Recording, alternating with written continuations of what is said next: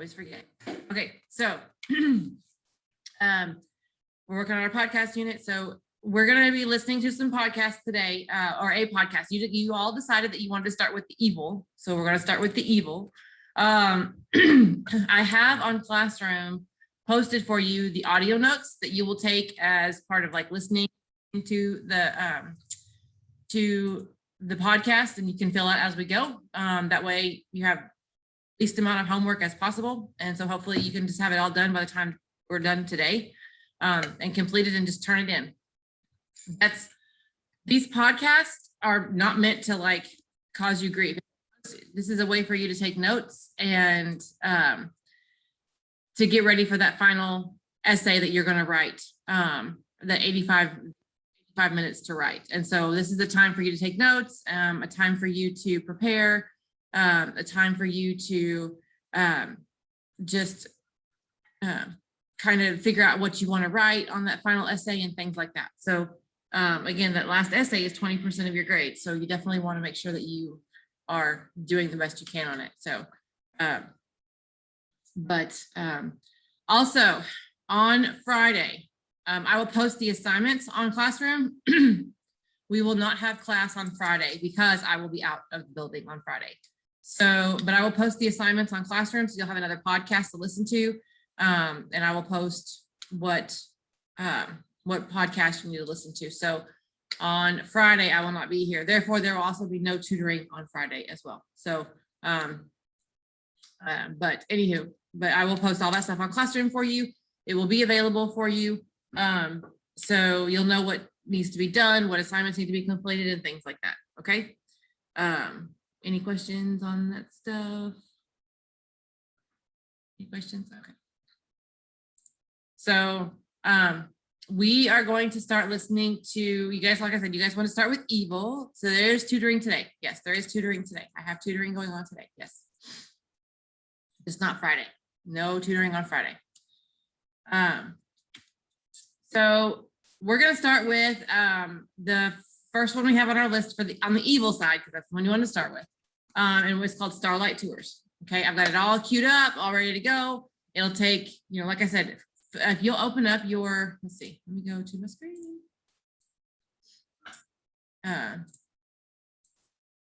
So if you will go to your Classroom, wrong class, that's the right class, it's wrong place. I have the audio notes posted on here, so you can just click here and open those up, and you will have those available to you as you go through the podcast. Okay. Cool. So not trying to give you a whole bunch of work right now. Just want to it's the end of the year. I know you guys are tired, so we're gonna chill out and listen to some serial podcasts, criminal podcasts, and learn about things that happen in the world that are bad. Okay. So thumbs up if you can hear it. We had a spate of freezing deaths in the month of January 2000. Over the space of a couple of weeks, we would get these sort of sadly typical news releases from the city police that went along the lines of, 28-year-old person found frozen. These were the general circumstances. We aren't naming them because it's not a violent death, and that's just how they handled it. Dan Zakreski is a reporter for the CBC. In 2000, he worked for the Star Phoenix newspaper in Saskatoon, Canada. So that particular month, it was the post-Christmas newsroom doldrums. So I was assigned to take a look at one of these freezing deaths. There was a body found out by the city landfill, which is in sort of the southwest section of the city. It's relatively isolated for the city. And I was assigned to put together sort of a best practices story on, don't get drunk and try to walk home, and develop a little bit of a feature on the individual who was frozen to try to put a human face on it. So I had begun to do my research. It started off by, first of all, trying to find out the individual's name. And it turned out to be a fellow named Lawrence Wagner, who was a social work student here in town, and was reaching out to his family and trying to find his background. While I was in the process of researching that, my city editor had gotten, at the time, what seemed like this absolutely improbable tip that city police had been dropping people off on the outside of town, First Nations people. Lawrence Wegner was a 30-year-old First Nations member. His body was found frozen to death on February 3rd, but as Dan Zakreski learned, he'd gone missing 3 days earlier. Dan wanted to know who had last seen Lawrence Wegner. He started knocking on doors. And one of the doors that I knocked upon was a woman named Eliza Whitecap. And I knocked on her doorway and I said, had you heard anything about this? The woman said that she did know Lawrence Wegner. He was her nephew. And she goes, well, as a matter of fact, the night that he had gone missing, that evening, that freezing cold evening, he had knocked on my doorway and my daughter had answered it. And he was clearly under the influence of some sort of intoxicant because he was basically in his shirt sleeves and jeans and he was yelling, "Pizza, pizza." So I had called the police, I being Eliza, and when she called the police, they said the 911 operator told her that somebody else had already called about him and police had been dispatched. So that was really the sort of terrible aha moment because I had a clear connection involving the police and Mr. Wegner. He had come into contact with the police the night that he had died. Lawrence Wegner was found in a remote industrial area by a power plant, a place nobody walked, especially in the winter. And when Dan started looking into things, he noticed that another freezing death had been reported in the same area. A First Nations man named Rodney Nastus had been found there on January 29th. Two men's bodies, both frozen to death, found in the same place, in the same week. And then, on February 4th, a man came forward and said he'd been dropped off on the outskirts of town. But he had made it back alive. I'm Phoebe Judge. This is Criminal.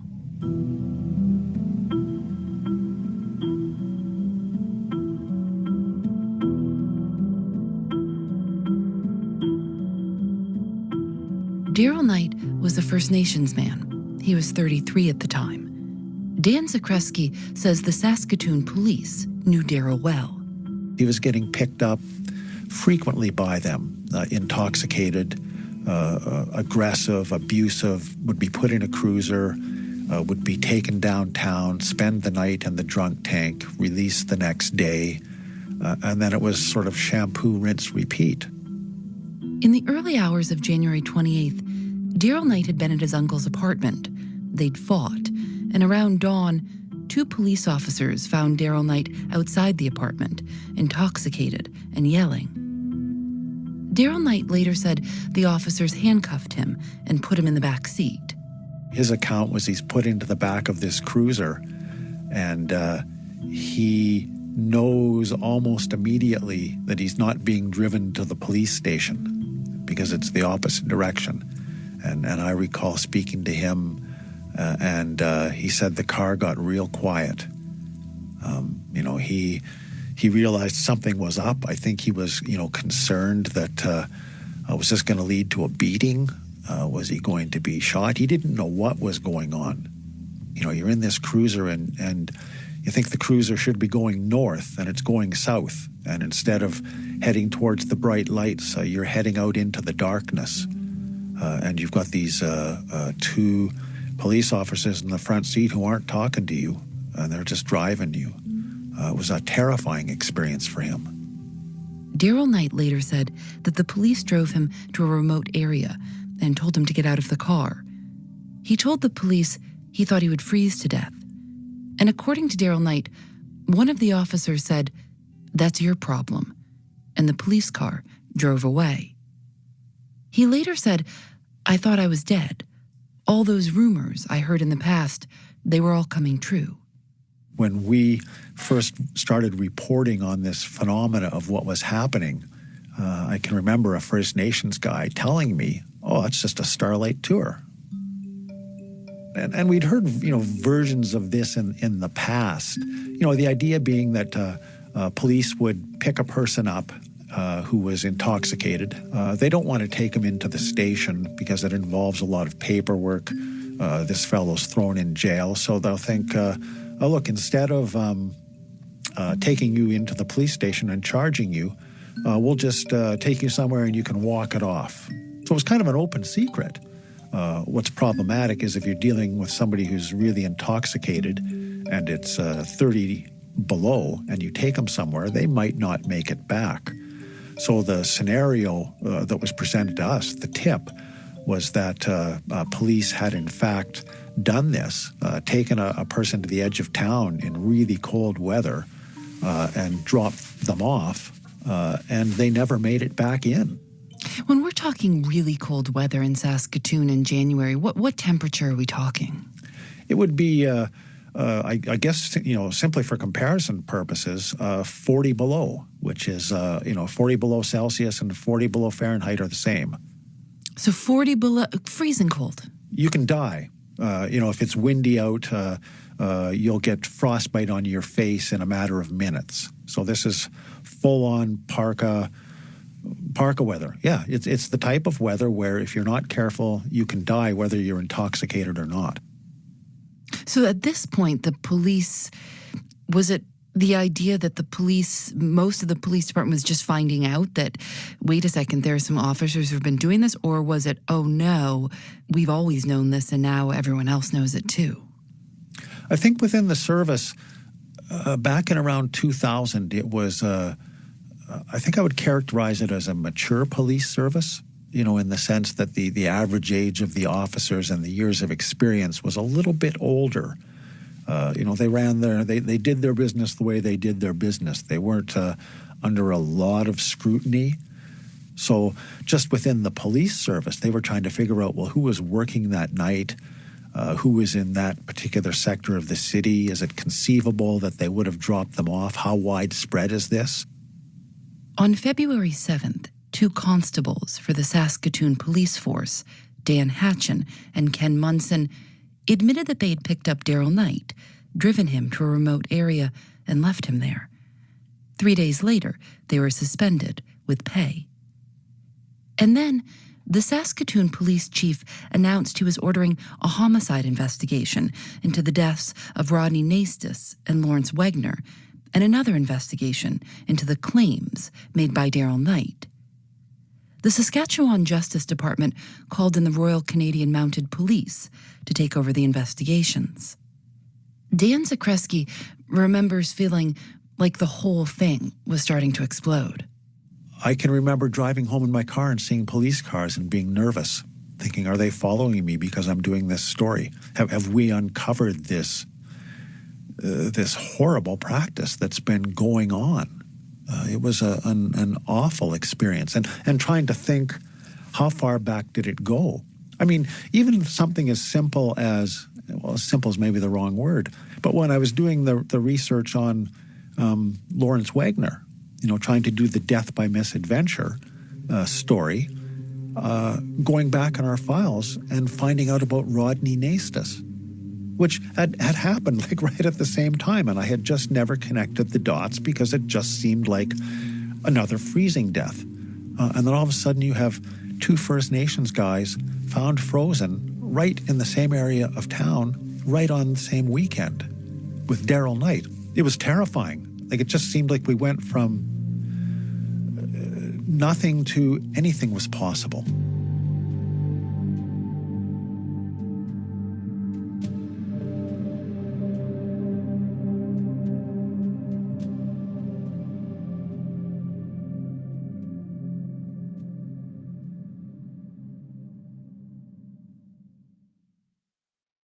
We'll be right back.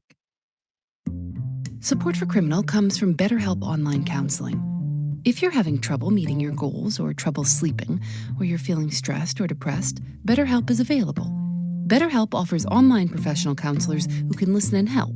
Simply fill out a questionnaire to assess your needs, and you'll be matched with a licensed professional therapist. Criminal listeners get 10% off their first month at betterhelp.com/criminal.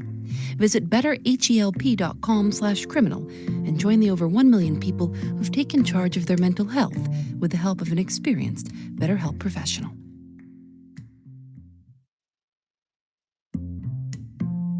Thanks to Progressive for their support. Progressive is one of the country's leading providers of auto insurance. With Progressive's Name Your Price tool, you say what kind of coverage you're looking for and how much you want to pay. And Progressive will help you find options that fit within your budget. Use the Name Your Price tool and start an online quote today at progressive.com. Price and coverage match limited by state law.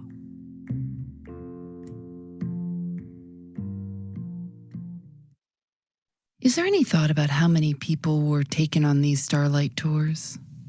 My gosh, once we broke the story, the phone lines just lit up from people in the First Nations community calling, and not just within Saskatoon, from around the province, saying, oh yeah, this happens all the time.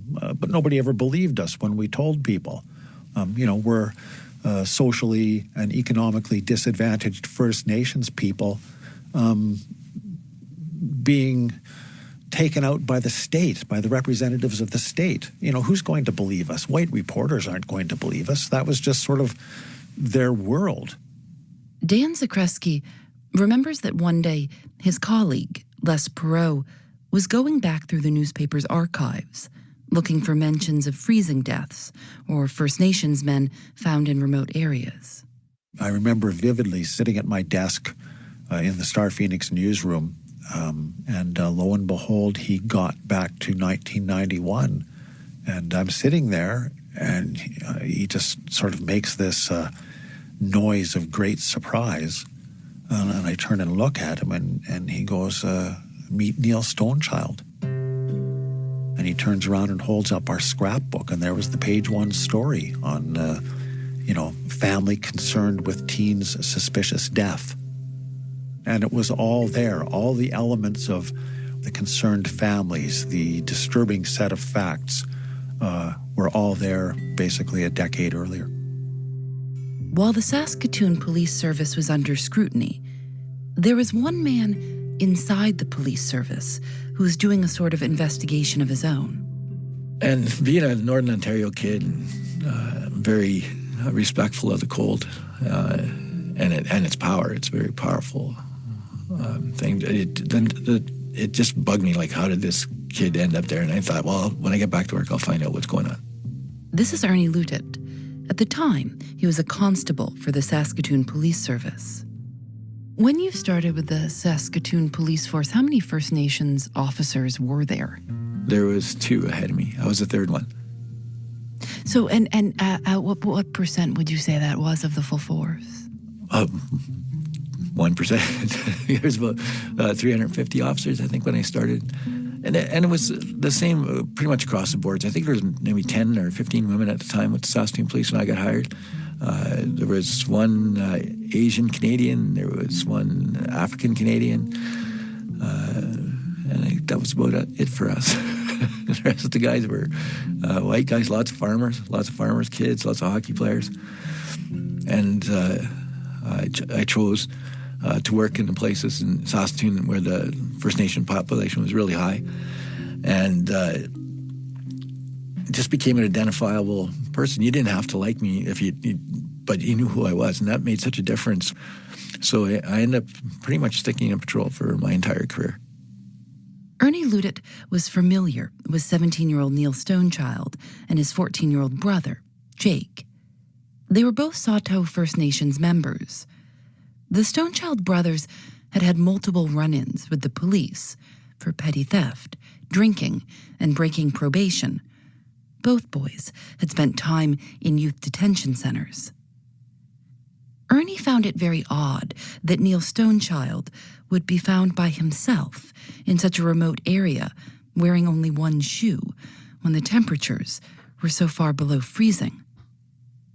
The local paper reported that his blood alcohol level was well above the legal limit, and his cause of death was listed as hypothermia. He was last seen 5 days before his body was found. Ernie wanted to see what was in the Saskatoon police file, which he wasn't supposed to be looking at because he wasn't a detective. He looked it up anyway.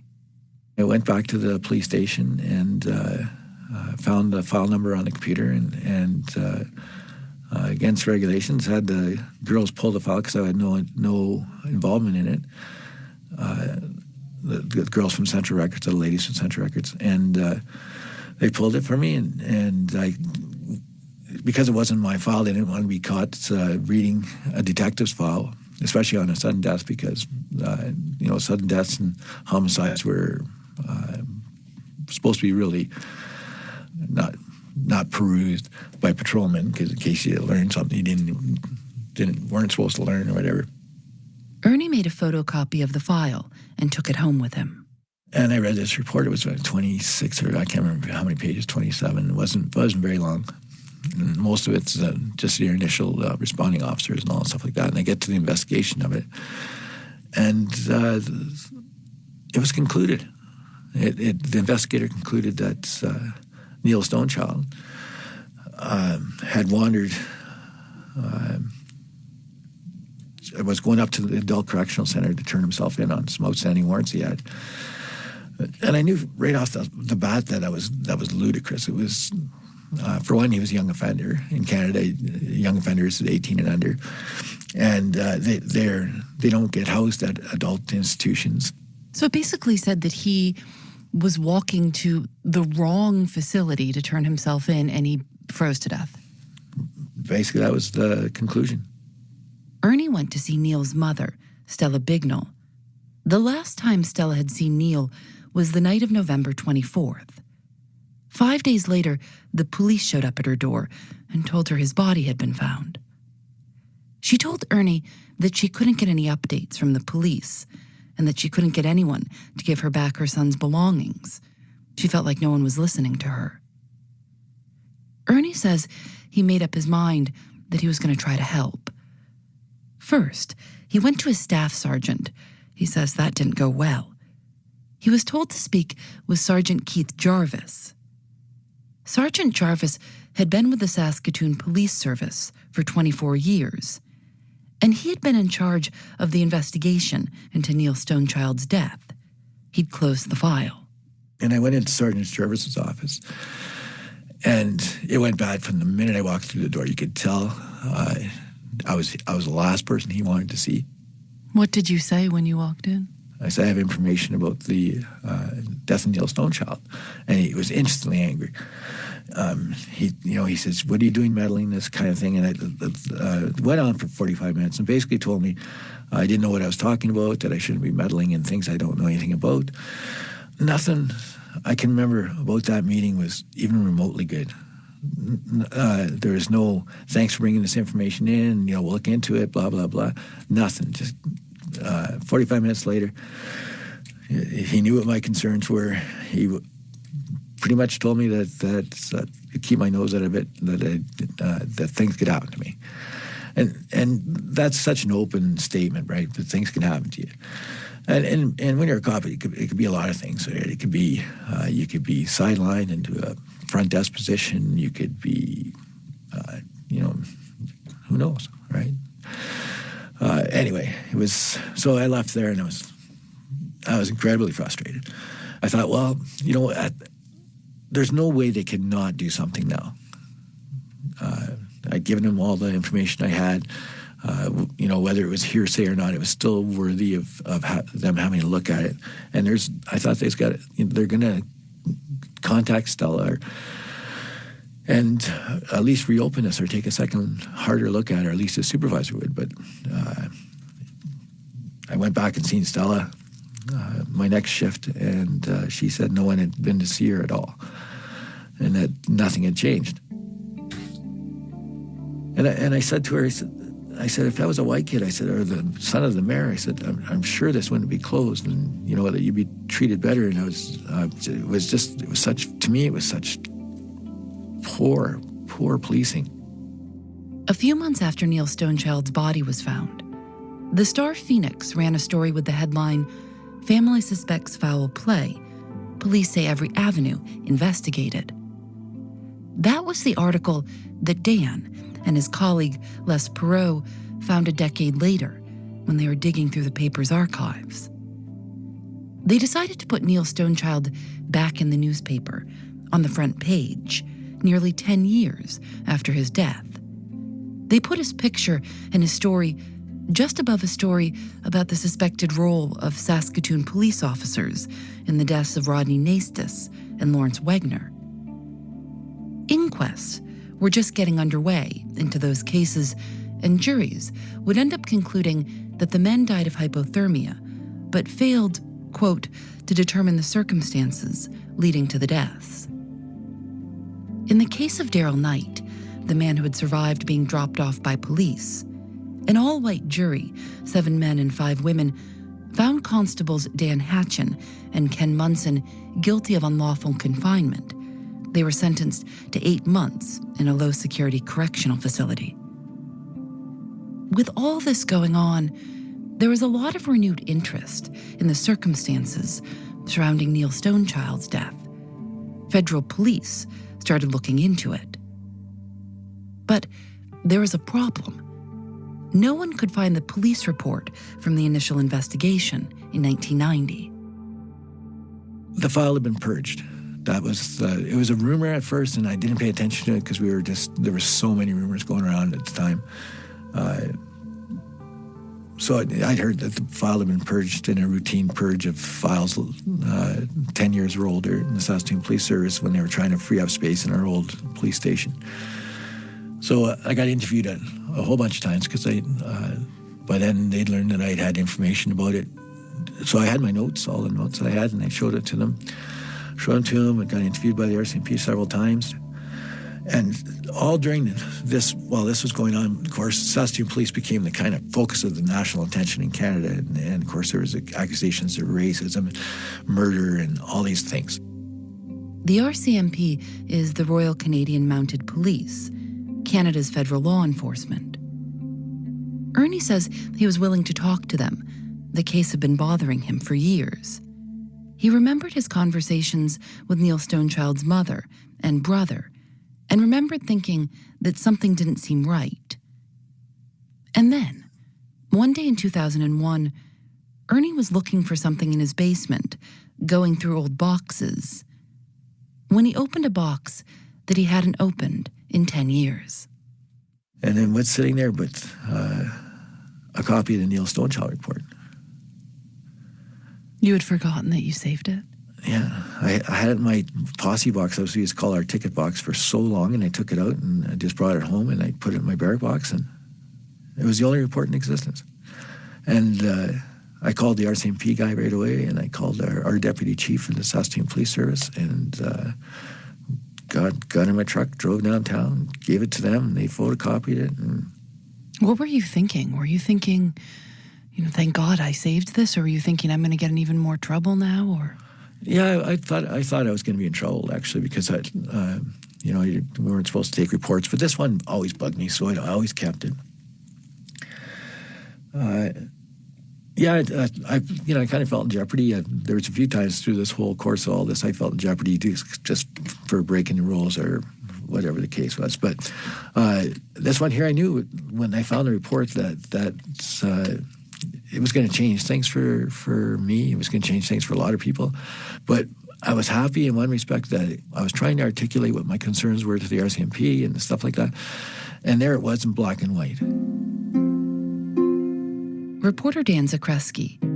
Ernie was able to produce original documentary evidence that just showed how badly the police service had screwed up that investigation. He played an incredible part, and he had an insight into how it wasn't handled. In February 2003, Saskatchewan's Justice Minister announced there would be an official inquiry into the death of Neil Stonechild. The inquiry started in September. There would be 43 days of testimony, and 63 people would testify. So a lot of work in the inquiry went into trying to establish or come up with a set of facts on what happened the evening that Neil Stonechild went missing. And again, this was, happening at a time in the police service when We didn't have in-car cameras. We didn't have GPS units in the cars. So it was difficult to have kind of an objective standard of, who was where and when. According to the original investigative report, the one that Ernie had photocopied and had been filed by Sergeant Jarvis back in 1990, no member of the police force had any contact with Neil Stonechild on the night of his death. But during the inquiry, Neil's friend, Jason Roy, testified that he'd seen Neil in a police car that night. Jason said Neil had been yelling, "Help me, these guys are going to kill me." Jason Roy testified he'd told Sergeant Jarvis about seeing Neil in a police car, but none of this made it into the report. Several of Neil's family members testified that they'd seen gashes and bruises on Neil's face at the funeral and marks on his wrists. Ernie Ludet testified for 2 days. What did you say when you testified? I'm not going to sugarcoat it. I soundly criticized the Saskatoon police and their investigative procedures and how Neil Stonechild's death in particular was investigated. I talked about the environment back then and the way his death was investigated was awful, and the way his family was treated was awful. Did anyone say, you're a turncoat, or you don't do that to... I'd say most everybody that I worked with, like my generation of officers, were supportive, all right? Some of the older cops were not. But I don't want to paint all those guys with the same brush. There was a lot of good police officers back then. It's just I suppose because where I was working, I dealt with more of the ones that weren't. But yeah, lost friends, made friends. Even I think that self-preservation thing kicked in. A lot of police just didn't want to talk about it, right? And even years later, like for me now, there's still police officers retired that say he should quit talking about this Neil Stonechild thing, right? And for a while, I'd think, well, are they right? Should I stop talking about it? And then I thought about it. No, it was an important story, and at the end of the inquiry, and kind of skipping too ahead here, but at the end of the inquiry, the Justice Wright, who had overseen the inquiry, released his report. It was 5 months after the inquiry ended. And my wife and I were sitting at home, and the prevention minister was releasing it, and Justice Wright stated that he believed that 2 Saskatoon police constables had Neil Stonechild in their custody on the night that he died. And it was shocking. Here's Dan Zakreski. They lost their jobs. There was never enough evidence to lead to criminal charges, but they were tagged as the guys who had, for lack of a better expression, killed Neil Stonechild. And not everybody believed it. The police association, the chronology that was put together, it was a tough set of facts all around. But these fellows, we look back on it, they paid for the sins of the Saskatoon Police Service in Neil Stonechild's death. I think the really damning part of the Stonechild inquiry, though, was when the family came forward, how the investigation was just blown off. There was no investigation. And that became a real systemic issue. Justice Wright called Sergeant Jarvis's investigation superficial and totally inadequate. He made a series of recommendations to the Saskatoon Police Service. They included in-depth training about race and that the province, quote, establish an introductory program for Aboriginal candidates and candidates from minority communities for police services. Do you think that the deaths would have been investigated earlier if it hadn't been First Nations people?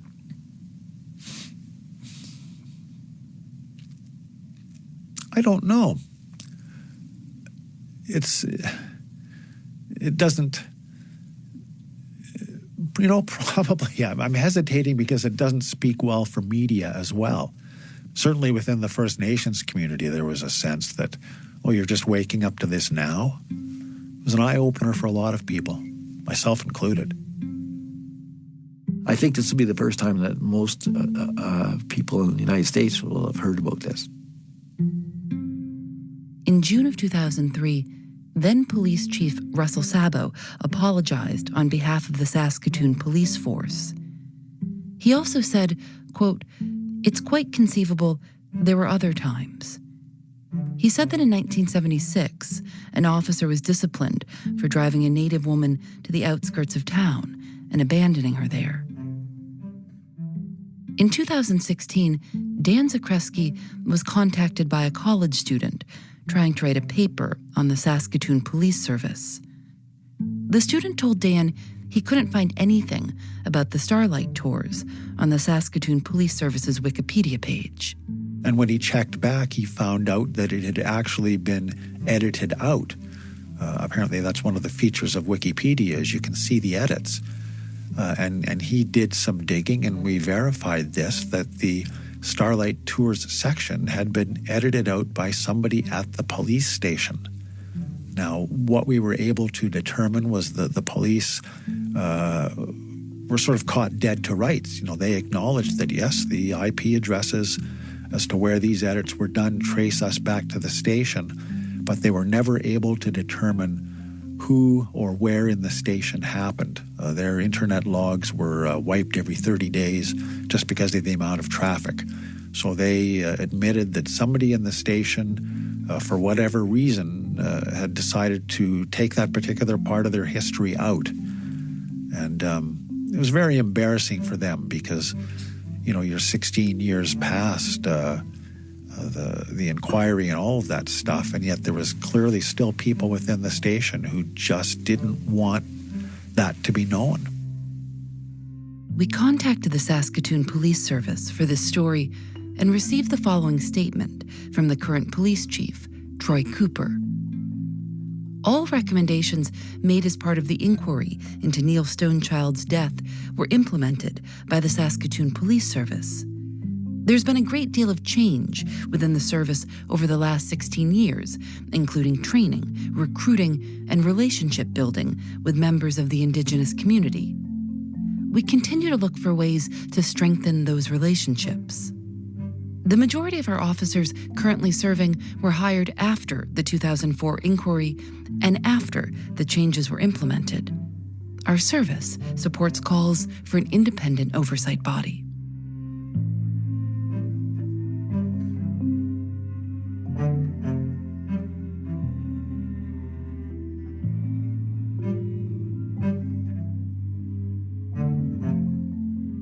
Criminal is created by Lawrence. Okay, so that's the end of that one. And now what I want you to do also after you get done taking your notes is we have that evidence dump board, which is, which not everyone has done. Only like 6 people have done it. I want you to go in here and also, because this whole idea is so that we can all have evidence that everybody needs. Okay, so use your pieces, and we've got the criminal podcast episodes. So this is where you're going to start dumping your evidence in here for this as well. Okay, so make sure that you do this as part of it too. Okay, so the notes and then the evidence stuff, and then after that, and then you'll be done for the day. And then on Friday again, don't forget, there is no class on Friday, no actual like physical class between us, but I will have assignments posted for you on Classroom. Okay, tutoring today in my room from 1 to 3. Office hours are going to be from 1 to 2 through Zoom. So any questions before I go? All right, guys, you have a great day, and I will see you guys next. Actually, I won't see you guys for a while because we have testing and stuff next week. So I'll be sending communications about our classes and things like that, about how we're going to do some things. So, but you guys take it easy, and I will see you all later. Have a good one.